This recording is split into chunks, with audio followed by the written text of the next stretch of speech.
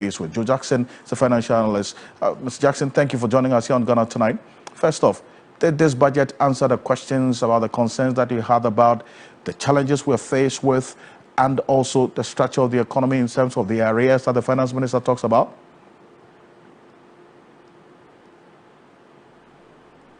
Listen, first of all, you have to admit that the Minister of Finance did not shy away from telling us how dire things are and how he hopes to fix it.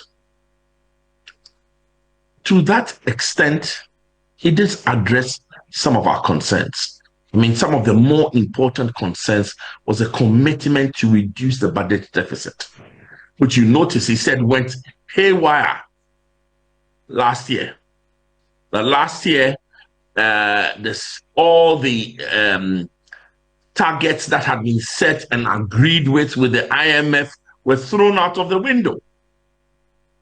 The budget surplus turned into a 3+% budget deficit, which means we went again borrowing even more. So, to that extent, that this budget tries to live within its means, that this budget tries to address some of the issues, and it's a balancing. On one hand, he's taking certain taxes away. E-levy gone, betting tax gone. What do you call it? A lot of those taxes that irritated us are gone. And in an attempt, they have not even really increased the tax handles. They made a commitment to say, I want more compliance. They made a commitment to say, I'll reduce tax refunds so that we'll bridge the gap. It's a good budget. You can't, it was always going to be a very high wire balancing. So it's a good budget. It's a good budget. It's a good budget. But you see, in telling us how bad things are, in telling us how dire things are, a lot of this budget is not going to be dependent on the willingness of this government to face up to the hard decisions it has to take in executing it has set out, and not facing any major policy reversals. As a private sector, what do we want? We want timely and what do you call it? Transparent clearance of the arrears. We want guidelines for the tax reform. They've talked about VAT. They want clear guidelines so that we will know how to plan. We want reliable infrastructure and energy services. So they have to fix the energy sector debt, right? Above all, we want strict adherence to the fiscal targets they are put in there. If they do so, they will be hailed as one of the best governments we've had in a time of real crisis. So, number one, overall, the only thing you can complain about in this budget is that there were not enough biblical quotes. Apart from that, it's okay. If the government has the willpower to stick to this, we should be fine. If there are no major policy reversals, we should be fine. If there are no external events that will impact us badly, we should be fine. Well, Mr. Jackson, and there's one aspect as well that the finance minister was clear about, the financial sector, and this is of interest to you because that's an area that you operate in. I mean, hearing how much we spent on the financial sector cleanup, and then also he's saying today that some 2.2 billion cedis is going to be made available for recapitalization of the Agricultural Development Bank, and then also National Investment Bank, NIB, plus the central bank itself also needs recapitalization. And he put the amount to some 53 billion cedis for the recapitalization of the central bank. Essentially, the Bank of Ghana needs this amount as a bailout to operate. I mean, how did all of this strike you? It does. It does. I mean, the questions about the financial sector cleanup been sticking out a mile. ADB, NIB, and there are other institutions, some of them in the non-bank sector, some who are some of them are dead men walking, some of them are blind in the, one-eyed in the land of the blind. So there are challenges. And so and it's good that they're not shying away from them and saying that they will address these issues and they will put money. You see, for all of us, the key thing is don't even listen to what person says. Watch what he does with his money. That is a true determination of his intentions. So to the extent that this budget tries to address the issues and put money behind the things that matter, it's a good thing. This being a good thing, and that was one of the areas as well that we spoke about earlier, even before this budget went off, and the amount of money that this administration was going to lose because of the taxes that they said they were going to scrap. And as was confirmed today, the finance minister talked about the scrapping of the taxes. We're going to hear from him shortly on that one, as we recall exactly how he put it. But there were some projections that if we scrap, now the betting tax has been scrapped, we're going to see some 1.2 billion cedis lost, 2.43 billion cedis that was projected to be accrued to the e-levy, now gone, and then some 3.96 billion cedis COVID-19 levy now also gone, a total of over 7.6 billion cedis based on those projections. The finance minister talks about other measures, revenue measures to make up for this loss of revenue, and so it's nothing to worry about really for this fiscal year. Did that convince you?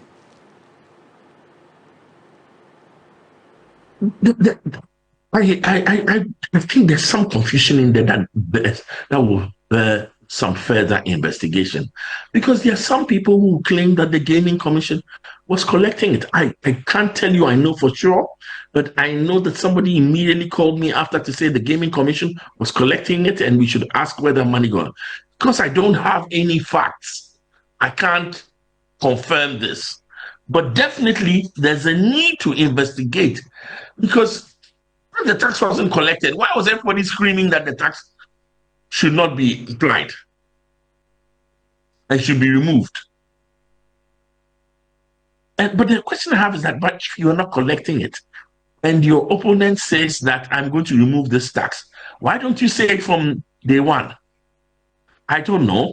I'll be honest with you, it's something that I hope there'll be some clarity in the days ahead. Actually, one issue that also, Mr. Jackson, if you could reposition yourself for us, because we keep the line connection to you keeps freezing, so we get some clarity on it. But you made it quite clear, and this is about the betting tax, because as you rightfully referenced, when the finance minister announced today that the betting tax has been abolished, the minority NPP addressed a press conference. The former finance minister, Dr. Mohamed Amin Adam, did indicate that this betting tax was actually never collected. No monies accrued to the betting tax. And so the announcement that it's been scrapped is misleading. But we're going to run through the numbers and show the most verifiable data that our viewers can also check, because we'll tell you the source. And then we'll answer the question whether or not this betting tax was collected or implemented or not, as the former finance minister said. And that's what's coming up next here on Ghana Tonight. And Mr. Jackson, stay with us, because it's an issue we're going to get into with you. And Dennis Paberi-Wedam is joining me right here. It's been looking into the data as we have it now. Dennis, it's always good to have you. But let's first establish exactly what Dr. Mohammed Amin Adam said, correct? In Parliament today, after the presentation of the budget, when the minority addressed the press, on this matter of the betting tax, whether it was implemented or collected or not. Take a look. Betting tax that they said they have abolished. We never collected betting tax. We never implement the betting tax. So to come and tell Ghanaians that you have abolished something that was not implemented is to deceive the people of Ghana.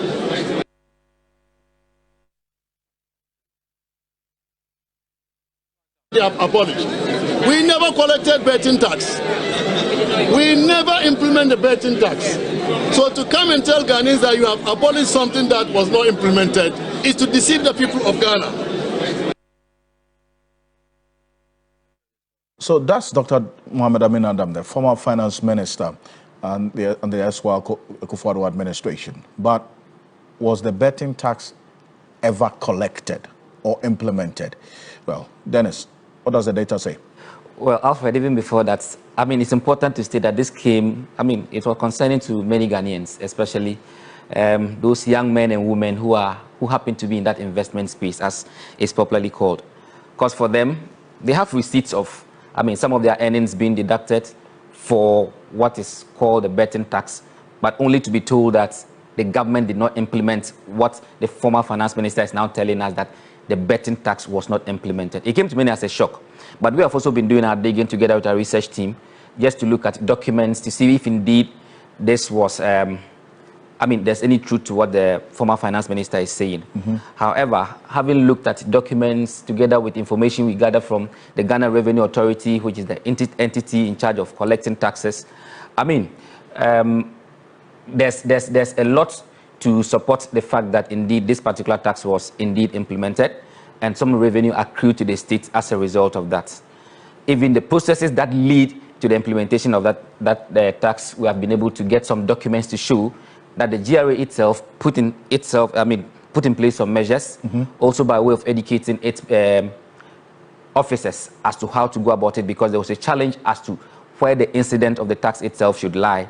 So you would find that the GRA, in the build-up to the implementation of the betting tax, actually issued what they call a practice note, and I will show that later. But of course, this is the information we are getting from the Ghana Revenue Authority by way of the amount of money that accrued to the states by way of implementing the betting tax. This is a GRA document? Yes, this is a GRA document. I see. But it's important to state, Alfred, that when you look into our books, you will not find something like betting tax as that nomenclature, or lottery tax as the debate is now being put about. Because this tax came as a result of an amendment to our income tax laws to add a line that would now tax earnings from lotteries. And as we go on, you understand that the definition for earnings from lotteries would also include earnings from bettings, even market promotions, and the like. So it will get to a point where if we begin to use the word winnings from lottery, it will include winnings from betting and the like other games of chance. I see. But this is the data that we have, that indeed in the year 2023, an emphasis, I mean, this captures other taxes or levies. So you'd see the e-levy, the COVID-19 levy and all that. But emphasis tonight is on the betting tax. And that's on, in 2023, 51,489,833 33.77 Ghana cedis accrued to the state. In 2024, we have 156,754,274.46 Ghana cedis accruing to the state. The total is 208,244,113.23 Ghana cedis in total by way of this particular tax. This information we are getting from the Ghana Revenue Authority. I see. So if you want to place this side by side with what the former finance minister is telling us, it does appear that maybe he was not referring to this particular tax, but if he was indeed referring to this particular tax, this is the data that we have by way of that. So those who were asking questions, where did our money go? According to the GRA, this is how much collectively, by way of contributing to that tax handle, this is how much money came to the state as a result of that, Alfred. I see, but based on the face of this document and the information that you have from the GRA's own sources, what's the verdict on the former finance minister's statement? Was the betting tax collected or not? Betting tax, as he said at Parliament, in the video we just saw, is what we just showed. So indeed, it was implemented, it was collected, and money accrued to the state, as we have shown from the GRA records. Well, let's put that on the screen, and that's what you highlight in red. Right? Yes, that's what's highlighted in red. So those are the figures. So in 2023, you had the over 51 million, in fact, over 51.4 million. Yes. And then in 2024, we saw this. I see. But Alfred, it does not end here, because subsequently, the former minister made an attempt to clarify this position. However, when after what he said yes, in after Parliament, this, he made a post. Where? He made a post on Facebook where he had indicated what exactly he meant by the betting tax was not implemented. I see. So if you read that particular one, you would see that he tries to create a distinction between winnings from lotteries and then betting tax. And he says that the finance minister today on the floor of Parliament said the tax was going to be exempt on winnings from lotteries and not betting tax. The winnings from lotteries, as he explained, meant that was tax that was supposed to be on you winning by way of staking lotto, as in the context of a private lotto operator or those that are regulated by the National Lotteries Authority. Right. However, like I explained earlier, when we look at the law that establishes this same tax we are talking about, so this is the act. If you look at the long title, so the long title basically talks about the description of the law and what it seeks to do. It says, among other things, that it was to introduce a withholding tax rate on the realization of assets and liabilities. Forget this part. Now, emphasis on winnings from lottery. You would not see betting here. It ends here. It says, and on winnings on lottery. Right. Now, what's important is that when you look at it, where they made an amendment to now insert winnings from lotteries under Section 6 of the Parent Act. And the Parent Act says the income tax law. Under this income tax law, Section 6 talks about taxing income from investments. So by inserting winning from lotteries, it meant that we're treating winnings from lotteries as income from an investment. Now, the law does not end there. The law goes on to now define what lottery means. So it says that lottery means a scheme whereby rights are sold to take part in a draw by lots for a prize, including betting, gaming, and any game of chance. This means that when we talk of earnings or winnings from lottery, it includes betting, gaming, and any other game of chance. It is for good reason that when the GRA issued its amended practice note on how to go about the implementation of this particular law, it did indicate that for the purpose of the practice, lottery operations from which you would find your earnings or your winnings from lottery include all of these. 1, sports betting, casinos, route operations, remote interactive games, marketing promotions, national lotto betting, private lotto betting, other games of chance. So where winnings from lottery is mentioned, it's supposed to include winnings from betting, other games of chance, including marketing promotions. If we decide right now to ask viewers to call in to say maybe guess Alfred's nickname for a prize, and somebody is able to get it right, that prize, ideally under this law, should attract. But we have not implemented a lot of these, except the betting, the sports betting. I see. So if the minister today scraps or says that the tax on winnings on lotteries is scrapped, it presupposes that it goes with all the things that is made up of this. So that distinction does not even arise. You'd find the former Director General of the National Lotteries Authority also trying to create a distinction But for the purposes of the tax law, as we have shown here, where they talk about winnings from lotteries, it includes betting. And the law, it's on our side when it comes to that.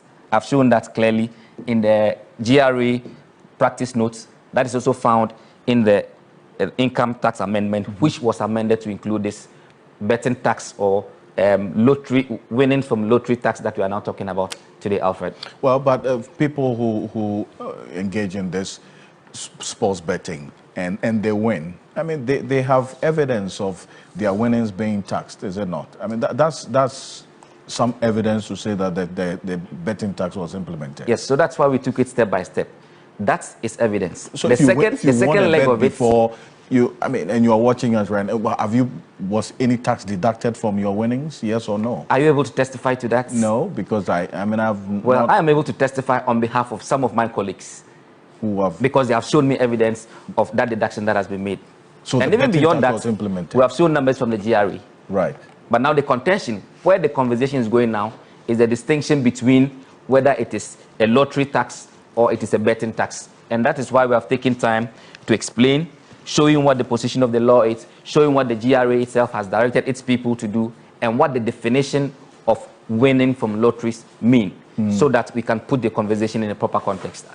Well, interesting. And this is verifiable data that our viewers can check as well, and the GRA site, and also on 3news.com. Exactly. This is public information. It's public information. Yes. Okay. So, well, let's stay a bit further on this and talk about the budget and also other areas of concern, especially for stakeholders. Dr. Edu Owusu-Sarkodie is a senior lecturer, an economist at the University of Ghana Business School, is joining us on Zoom in a bit to have a conversation on this. But Dr. Stephen Amoah, who is an Nsiaso Member of Parliament, a former Deputy Finance Minister himself, also spoke to us in Parliament yesterday, that's earlier today, after the budget was read. Take a look.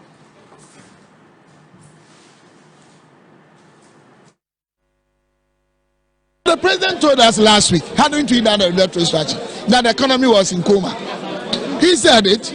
Now, after 1 week, the real official figures are showing that we have performed better than they handed over to us. Another thing is that the target they have set, their own target, they are setting GDP target of about 4% or 4.4, lower than they have inherited.